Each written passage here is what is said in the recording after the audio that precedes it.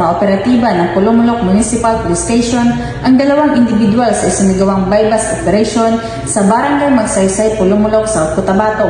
Kinilala ang mga naarestong sospek na sina alias Dream, 36 anyos, walang trabaho, at alias Leia, 35 anyos, isang housekeeper at kapwa residente ng Barangay Magsaysay, Pulumulok, South Cotabato. Ang dalawa ay nahuli matapos magbenta umano ng ipinagbabawal na gamot sa isang operatiba na nagpanggap na pusher buyer. Nakumpiska mula sa mga sospek ang 3 sachet na hinihinalang shabu na may kabuang bigat na 0.6 gramo at isang 1,000 bill bilang bypass money.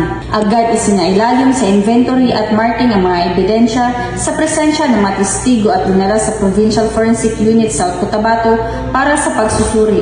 Sa kasalukuyan, ang dalawang sospek ay nasa pansamantalang kustodiya ng Pulumulok Municipal Police Station habang inihahanda ang mga formal na reklamong kriminal laban sa kanila. Patuloy naman ang mahigpit na kampanya ng kapulisan laban sa illegal na droga bilang bahagi ng kanilang layuning mapanatili ang kapayapaan at kaligtasan ng komunidad.